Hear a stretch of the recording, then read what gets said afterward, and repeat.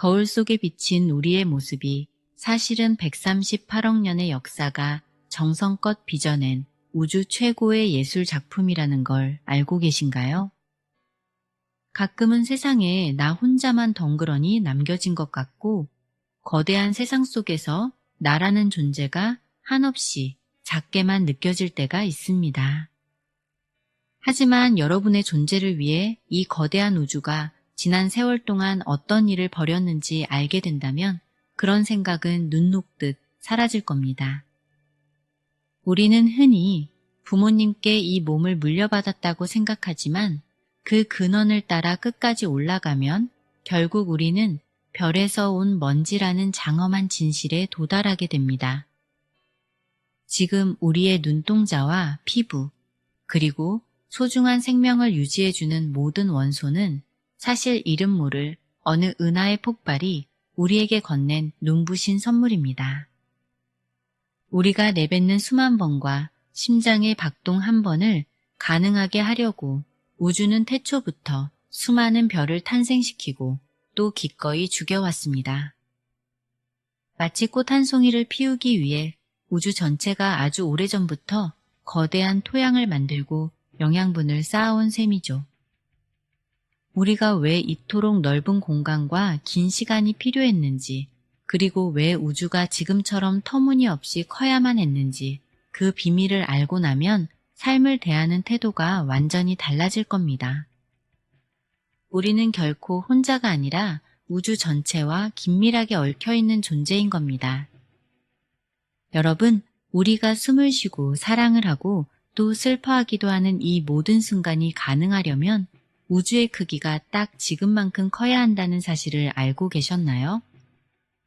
그저 우주가 너무 넓어서 우리가 초라하게 느껴질 때가 많지만 사실 그 터무니없는 크기와 시간은 오직 우리 같은 생명체를 단 한 명이라도 만들어내기 위해 반드시 필요했던 최소한의 조건이었습니다.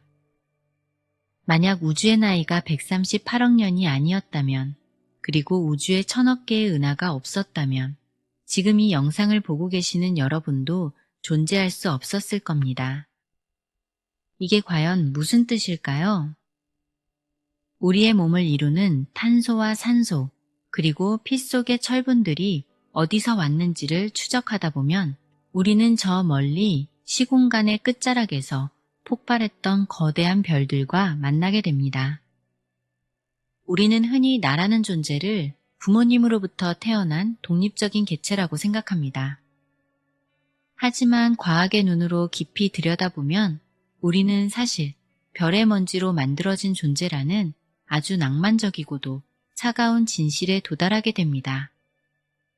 여러분의 몸속을 흐르는 붉은 피, 그 안에 담긴 철분은 지구에서 만들어진 게 아닙니다.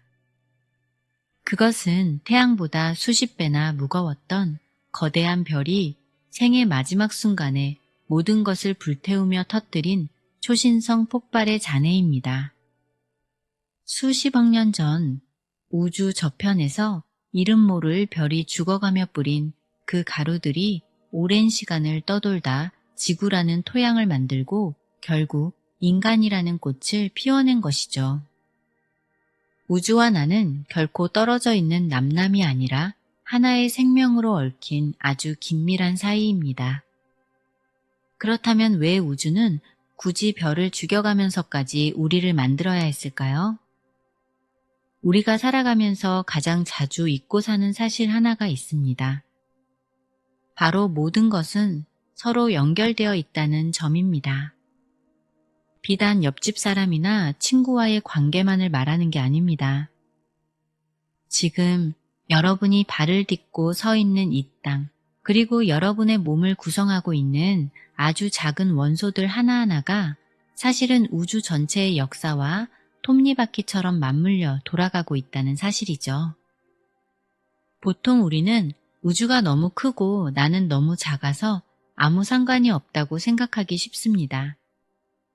사람의 수명은 길어야 100년 정도이고 우리가 사는 공간은 지구라는 작은 행성 하나면 충분하니까요.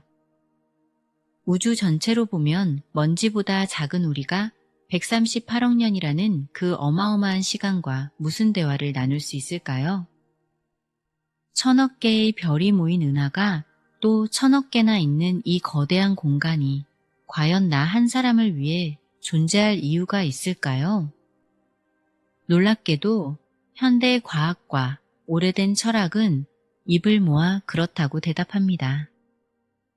우리가 지금처럼 고등 생명체로 존재하기 위해서는 우주가 이토록 넓고 오래되어야만 했다는 겁니다. 이 신비로운 관계를 이해하기 위해서는 먼저 별들의 일생을 살펴봐야 합니다.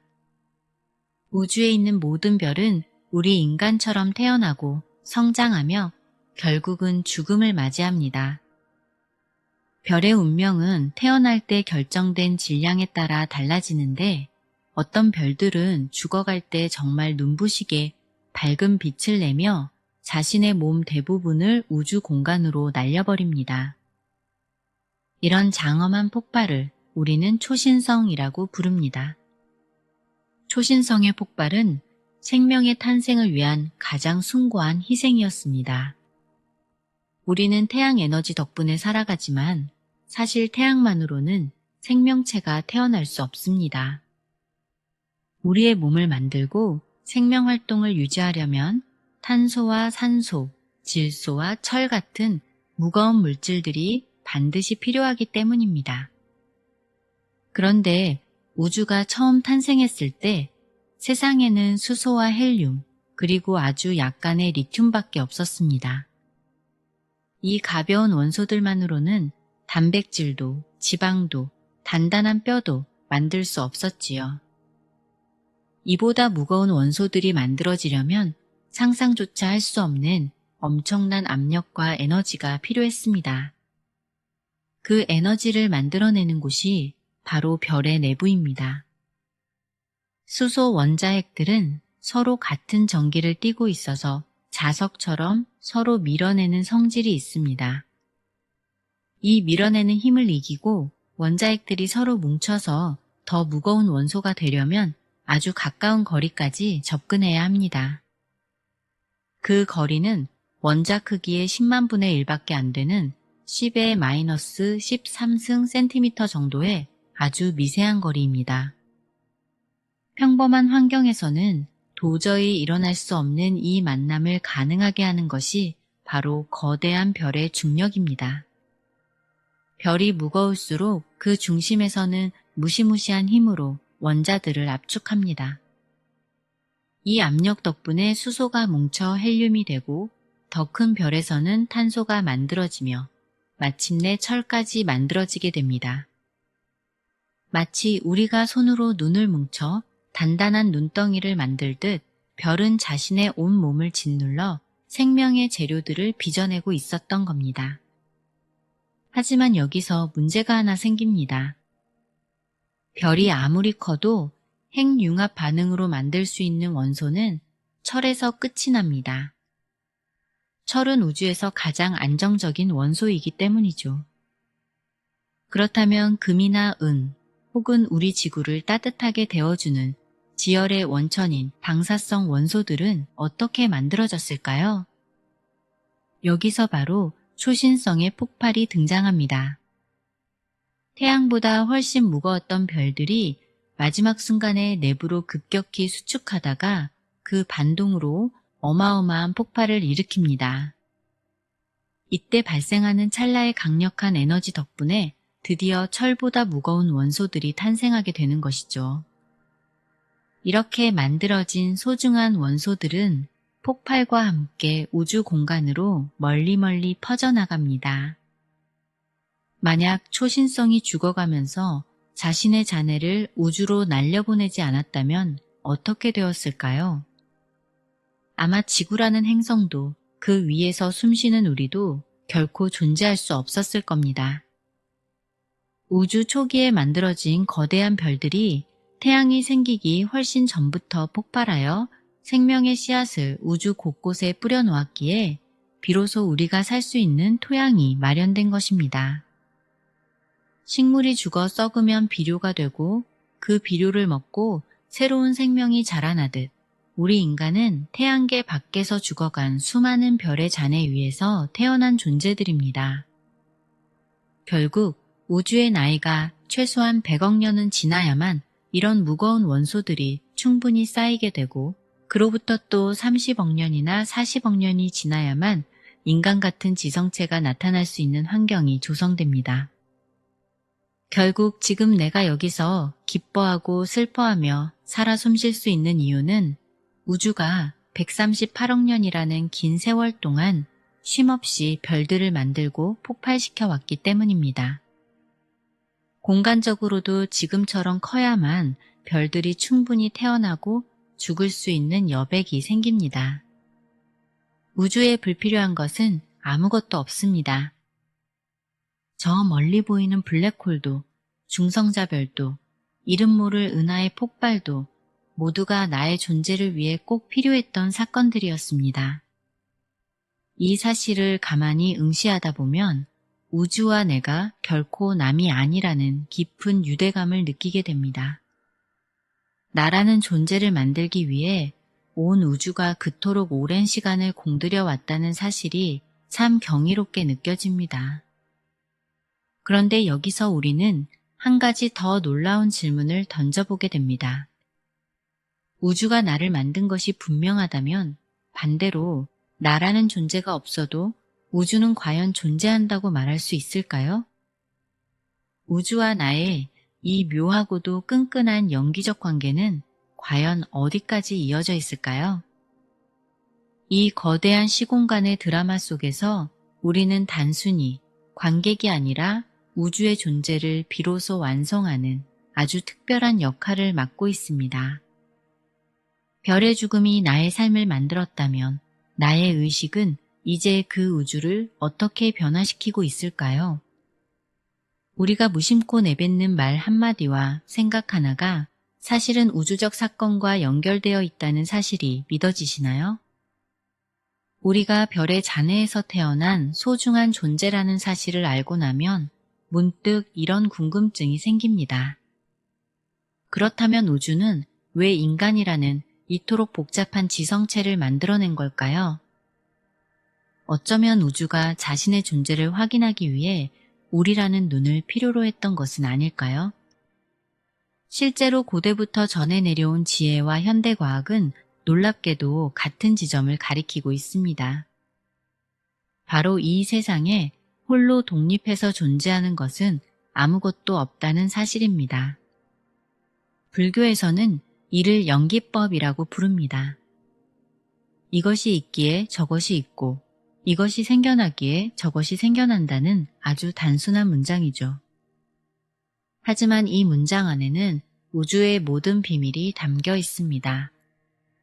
우리는 흔히 나라는 존재가 고정된 어떤 실체라고 믿으며 살아갑니다.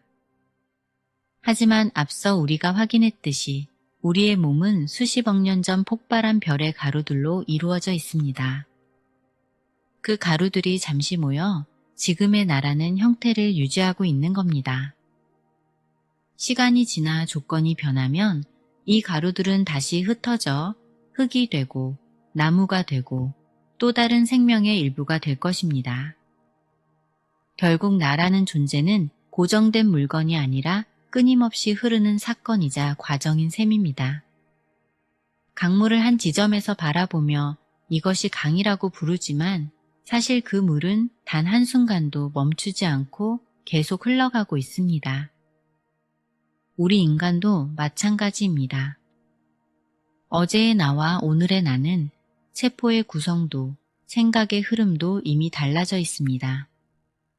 그런데도 우리는 왜 나라는 고정된 자아에 그토록 집착하며 괴로워하는 걸까요? 우주와 내가 하나로 연결되어 있다는 이 감각을 놓치고 나를 세상과 분리된 별개의 존재로 볼 때 비로소 모든 고통이 시작됩니다. 이 연결의 신비는 우리 몸 안에서도 그대로 증명됩니다. 인간의 몸이 오직 인간의 세포로만 이루어져 있다고 생각하시나요?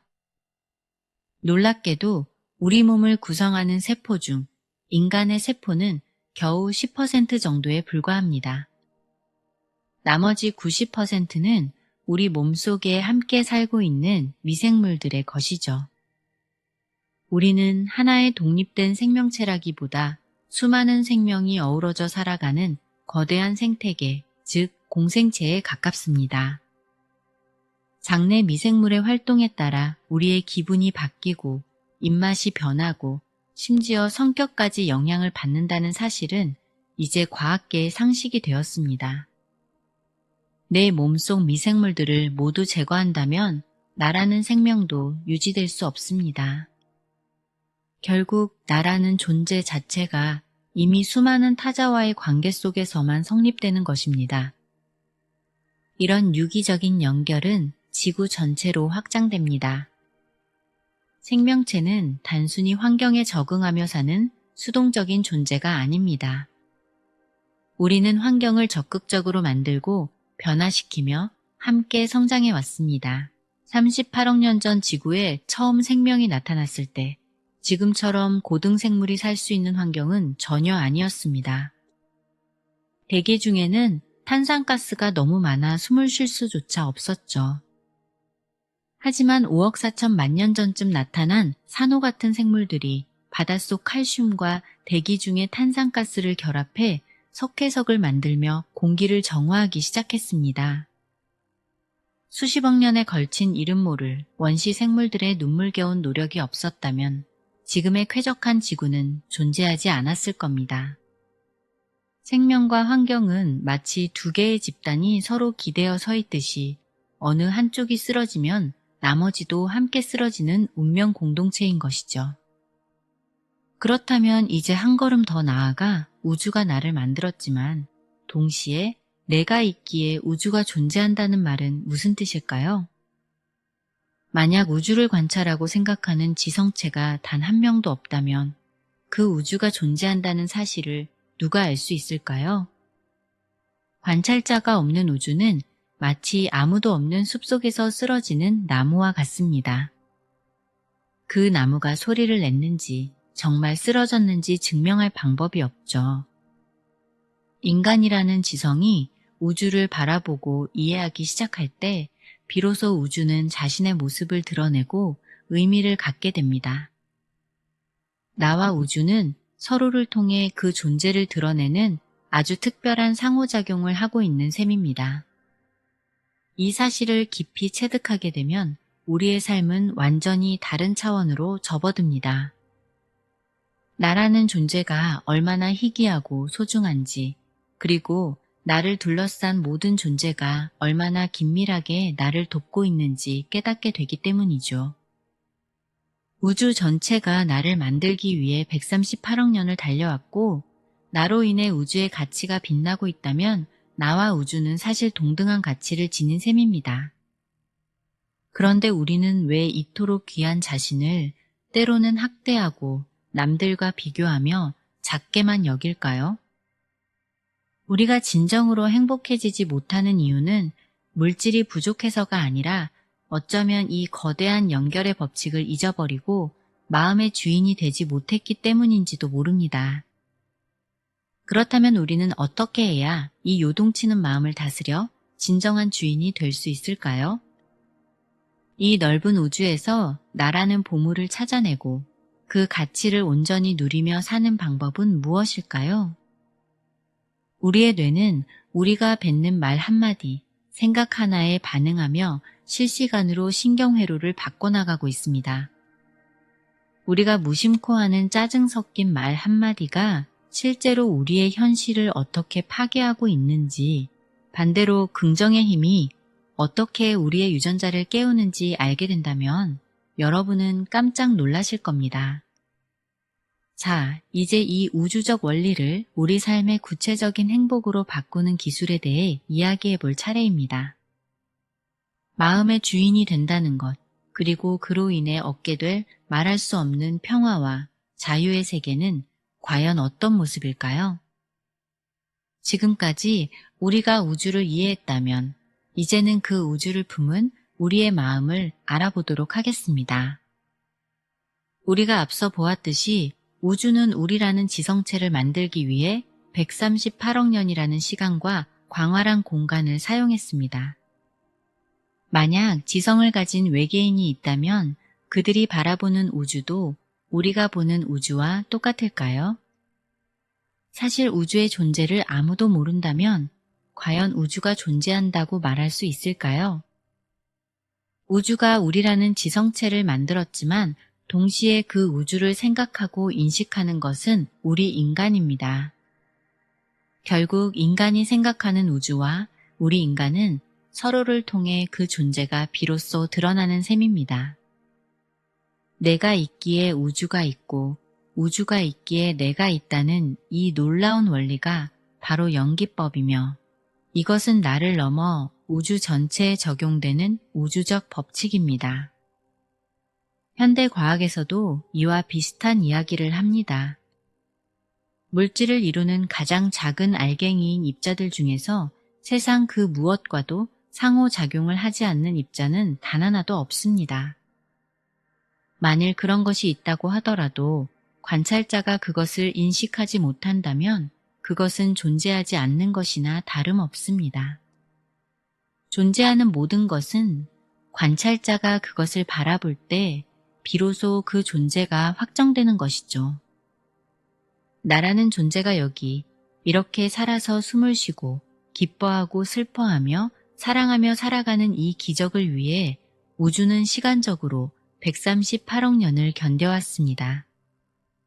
공간적으로도 지금처럼 커야만 했고 초신성이 폭발하며 그 잔해를 뿌려야 했으며 중성자별이나 블랙홀 같은 거대한 사건들이 반드시 있어야만 했습니다. 이것이 바로 나라는 한 사람이 이 세상에 존재하기 위해 이 거대한 우주가 필요했던 진짜 이유입니다. 우주에 있는 모든 것은 유기적으로 연결되어 있으며 우주는 그 전체가 하나의 거대한 단일체와 같습니다.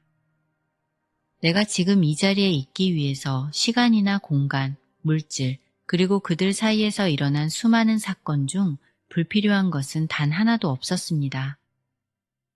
이 사실을 머리가 아닌 마음으로 깊이 체득할 때 우리는 비로소 불교 윤리의 핵심인 무아라는 상태에 닿게 됩니다. 주인공과 객체의 구분이 사라지고 우주와 내가 하나가 된 순수한 마음, 그것이 바로 무아이자 진정한 나의 모습인 것입니다. 우주가 존재하기 때문에 내가 존재하는 것이고 내가 존재하기 때문에 우주 또한 존재하는 것이죠. 만약 우주 탄생 초기에 초신성이 폭발하면서 무거운 원소들을 우주 공간에 널리 뿌리지 않았다면 생명은 탄생할 수 없었을 겁니다. 생명이 없었다면 인간도 없었을 것이고 인간이 없었다면 이 장엄한 우주를 생각하는 지성 또한 없었겠지요. 보통 사람들은 아주 공들여 만든 것을 가리켜 귀하고 소중하다고 말합니다. 그렇다면 138억 년의 공을 들여 만들어진 나보다 더 소중한 것이 이 우주 어디에 있을까요? 나의 존재를 위해 온 우주가 필요했다는 사실은 내가 그만큼 희귀하고 소중한 존재라는 증거입니다. 우주 전체가 나를 만들었고 나로 인해 우주의 존재가 비로소 빛을 발하고 있으니 나와 우주 전체의 가치는 완전히 동등한 것입니다. 그래서 우리는 더욱더 자신을 아끼고 사랑해야 합니다. 부다께서도 세상에서 가장 소중하고 사랑스러운 것은 바로 자기 자신이라고 말씀하셨지요. 이런 의미에서 불교는 철저히 인간 중심적인 가르침이며 우리를 진정한 행복으로 이끄는 것을 목적으로 합니다. 이 목적에 이르는 길을 한마디로 표현한다면 그것은 바로 새로운 땅을 개척하듯이 우리의 마음을 개척하는 일입니다. 누구나 붓다와 같은 훌륭한 인격을 가질 수 있기에 마음을 잘 닦아 행복한 삶을 살고 스스로 부처가 되라는 것이죠. 마음의 수행법을 제대로 익히면 우리는 아주 놀라운 기쁨을 발견하게 됩니다. 그것은 바로 남에게 기쁨을 주고 그 사람이 행복해하는 모습을 보며 나 또한 더 큰 기쁨을 얻는 일입니다. 이것이 인간이 느낄 수 있는 가장 높은 차원의 행복이라는 사실을 알게 되는 것이죠. 만약 이것을 모른다면 참다운 행복과 기쁨을 모르는 사람이라고 할 수 있습니다. 도움이 필요한 사람에게 손을 내밀고 그 과정에서 진정한 기쁨을 느끼는 것, 이것이 바로 자기 마음을 잘 다스려 생명과 삶의 소중함을 아는 사람의 모습입니다. 하지만 사람의 마음이란 참 묘해서 이런 진리를 머리로 안다고 해도 세상의 성공이나 출세에 한번 집착하기 시작하면 자신의 참마음을 잃어버리기 쉽습니다. 겉으로 보이는 화려한 명품이나 성공한 모습만을 쫓다 보면 결국 진정한 나를 잃어버리게 됩니다. 그래서 지옥이라는 곳도 누가 억지로 보내는 곳이 아니라 자기가 좋아하는 욕망의 길을 따라가다 보니 도착하게 된 장소라고 가르칩니다. 반대로 극락 또한 스스로 찾아가는 곳이지요. 우리가 흔히 말하는 극락은 사람들이 상상하는 천당과는 조금 다릅니다. 천당이 나의 욕망이 완벽하게 채워지는 곳이라면 극락은 오히려 나를 옥죄던 욕망의 포로에서 완전히 해방된 곳을 의미합니다. 욕망의 감옥에서 벗어나 자유로워지는 것, 그것이 바로 우리가 나아가야 할 길입니다. 어떤 이들은 연기법이라는 말이 너무 쉬워 보인다고 말합니다. 하지만 이 연기법 속에 담긴 의미는 참으로 깊어서 팔만대장경을 다 동원해도 해설이 모자랄 수 있다고 합니다. 오늘날 수많은 학자가 물질과 마음에 대해 연구하면 할수록 고대의 연기법 속에 얼마나 깊은 우주의 이치가 담겨 있는지 깨닫고 감탄하고 있습니다. 오늘 우리가 함께 나눈 이 이야기들은 단순히 지식을 쌓기 위한 것이 아닙니다. 내가 이 거대한 우주와 어떻게 연결되어 있는지, 그리고 내 마음이라는 창고 속에 어떤 보물이 숨겨져 있는지를 기억하기 위함입니다. 여러분이 오늘부터 자신을 바라보는 눈빛이 조금 더 따뜻해졌으면 좋겠습니다. 138억 년의 세월을 견디고 태어난 여러분은 그 존재만으로도 이미 충분히 아름답고 가치 있습니다. 남들의 기준에 나를 맞추려 애쓰지 마시길 바랍니다. 여러분이 여러분 자신을 온전히 사랑하고 마음의 주인이 될 때 온 우주는 비로소 여러분을 중심으로 아름답게 회전하기 시작할 겁니다. 어떤 힘든 상황이 오더라도 여러분은 결코 혼자가 아니라는 사실을 잊어선 안 됩니다. 우주 전체가 우리의 편이며 우리의 몸속에는 별들의 축복이 흐르고 있습니다. 오늘 이 시간이 여러분의 마음밭에 소중한 씨앗이 되어 머지않아 행복이라는 꽃으로 피어나길 진심으로 응원합니다. 함께 해주신 여러분, 여러분의 삶에 늘 평온과 지혜가 가득하기를 바랍니다. 여러분의 존재는 이 세상 그 무엇과도 바꿀 수 없는 소중한 기적입니다.